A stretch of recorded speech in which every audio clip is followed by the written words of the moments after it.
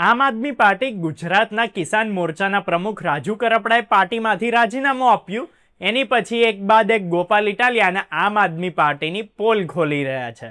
જ્યારે રાજુ કરપડા આપ કિસાન મોરચાના પ્રમુખ હતા ત્યારે આમ આદમી પાર્ટી માટે મોટા ખેડૂત નેતા હતા. ત્યારે મોટી ખેડૂત સભાઓ કરતા તો સારા લાગતા, અને હવે જ્યારે આપ જોડેથી છેડો ફાડીને કિસાન સંકલ્પ યાત્રા લઈને નીકળ્યા છે તો આમ આદમી પાર્ટી એમને ખરાબ અને ખોટા કહી રહી છે. એટલે આમ આદમી પાર્ટીના પ્રચારકો અને સમર્થકો માટે તમે તો સારા છો જો તમે આપમાં છો, અને જો તમે આપનો વિરોધ કરો છો તો ખરાબ છો. રાજુ કરપડાએ કિસાન સંકલ્પ યાત્રા શરૂ કરી છે. એની એક સભા વિસાવદરમાં હતી. ગોપાલ ઇટાલિયા જે રીતે ખેડૂતોના મુદ્દાથી દૂર ટીપીને ટેક્સટાઇલ માર્કેટ ને એ બધા મુદ્દાઓમાં વધારે રસ બતાવે છે, એટલે ખેડૂતો જે લોકલ છે એ નારાજ છે. ઇકો સેન્સિટિવ ઝોનથી લઈને કેમિકલ યુક્ત પાણી છોડવાની બાબતોને લઈને ગોપાલ ઇટાલિયા ભેદી રીતે મૌન છે, એટલે ખેડૂતો એમનાથી નારાજ છે. એટલે વિસાવદરમાં આપના વિરોધ અને ગોપાલ ઇટાલિયાની અસક્રિયતાને લીધે ખેડૂતો મોટી સંખ્યામાં રાજુ કરપડાની સભામાં હાજર રહ્યા. એમાં આપના પેટમાં તો તેલ રેડાવવાનું નક્કી જ હતું, પણ એમના કેટલાક અઘોષિત પ્રવક્તા જેવા સ્વતંત્ર પત્રકારોને તકલીફ થઈ. પણ ગુજરાતમાં આપની કિસાન યાત્રા હોય કે એનું ગાંધીનગરમાં કેજરીવાલની હાજરીમાં થયેલું સમાપન હોય, તે તો સાવ ફેલ રહ્યું હતું. એમાં ખુરશીઓ ખાલી રહી હોય, રેલીમાં 50 માણસે ના હોય ને પોતાને યુગ પુરુષ માનતા કેજરીવાલની સભામાં ગણ્યા ગાંઠિયા લોકો હોય. એની સામે રાજુ કરપડા વ્યક્તિગત રીતે કિસાન સંકલ્પ યાત્રા લઈને નીકળ્યા છે. એમાં હજારો લોકો જોડાઈ રહ્યા છે. સભાઓ ભરચક જઈ રહી છે. ફોટા આવે છે, એમાં સ્પષ્ટ દેખાય છે કે ભાઈ આખી આમ આદમી પાર્ટી કરતા રાજુ કરપડા મોટા છે, અને એ વાત એમની યાત્રા અને ભીડથી સાબિત થઈ જાય છે. એમાં પોતાને સ્વતંત્ર કહેતા પત્રકાર વિશ્લેષણ કરવા બેઠા, અને કરવા માટે દરેક પત્રકાર સ્વતંત્ર છે, પણ એમના મુદ્દા કેવા છે એ જોઈએ તો ભાઈ સભામાં રાજુ કરપડા રેલીને લીધે 1 કલાક મોડા પહોંચ્યા એના પર સવાલ કરે. ભાઈ સભામાં ક્યારેક ગોપાલ ઇટાલિયા કે કેજરીવાલ મોડા પડ્યા હોય તો કદી સવાલ કર્યા છે?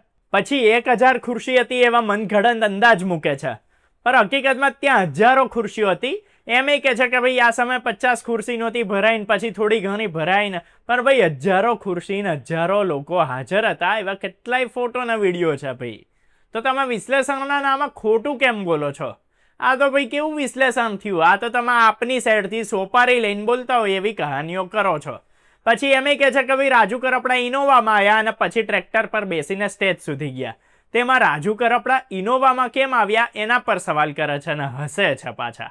પણ ભાઈ રાજુ કરપડા તો વ્યક્તિગત રીતે સક્ષમ ને સદ્ધર છે, પણ પોતાના આમ આદમી કેવડાવતા અને 10 લાખની પ્રોપર્ટી એફિડેવિટમાં જાહેર કરનારા ગુજરાત આપના આરાધ્ય જ્યારે ફોર્ચ્યુનરમાં ફરે અને ખિસ્સામાં 2 રૂપિયાની પેન હોય એવા સીન સપાટા કરે, ફોર્ચ્યુનરમાંથી ઉતરીને ઓટલા પર બેસીને શોબાજી કરે, ફોર્ચ્યુનરમાંથી ઉતરીને ટ્રેક્ટર પર બેસીને ખેડૂત નેતાના ઢોંગ કરે, ત્યારે કેમ એવું નથી બતાવતા? ગરીબ ખેડૂતો નહોતા, જે સ્વયંભૂ આવવા જોઈએ એ નહોતા, આયાતી હશે અને જ્ઞાતિ આધારિત સ્વાગત દેખાયું ને રાજુ કરપડા તો બિન રાજકીય છે તો એવું કેમ કરે છે ને? તો ભાઈ પોતાને ઈમાનદાર ને શિક્ષિત પાર્ટી કહેનારા તો ટોટલી જાતિવાદી લોકોથી ભર્યા છે, અને આમ આદમી પાર્ટીનું મોટા ભાગનું નેતૃત્વ જાતિવાદી છે. પાછું રાજુ કરપડાની સભામાં આવેલા લોકો ગરીબ ખેડૂત નહોતા ને સ્વયંભૂ આવવા જોઈએ એ નહોતા. ભાઈ એવા વિશ્લેષણો કરો છો તો ભાઈ ગાંધીનગરમાં કેજરીવાલની સભામાં ગાડીઓ ભરીને પૈસા આપીને ભીડ ભેગી કરેલી એના તો વિડીયો છે ને, એ ગાડીઓ વાળાઓની બબાલના વિડીયો છે કે ભાઈ અમને સમયસર પૈસા આપો. હવે તો એના પર કેમ વિશ્લેષણ ના કર્યા કે ભાઈ અહીંયા પૈસાથી ભીડ ભેગી કરીને કિસાન સભાના નાટકો કરે છે? ત્યાં કયા ટ્રેક્ટરો દેખાયા હતા? હકીકતમાં આપ હવે રાજુ કરપડા વગર ખેડૂતોનું સમર્થન ગુમાવી બેઠી છે એ હકીકત કેમ નથી સ્વીકારતા? આ લોકોને તો રાજુ કરપડાના ભાષણમાં આપ અને ગોપાલ ઇટાલિયા ટાર્ગેટ થાય છે એનું દુઃખ થાય છે, અને થાય જ ને, કેમ કે જો રાજુ કરપડા વધારે બોલે અને વિસાવદરમાં આ રીતે આપ અને ગોપાલ ઇટાલિયા વિરુદ્ધ લોકો અત્યારથી જ સંગઠિત થઈ જાય તો ગોપાલ ઇટાલિયાનું રાજકારણ વહેલું પૂરું થઈ જાય ને, તો પછી એમની પોતાની દુકાન બંધ થઈ જાય.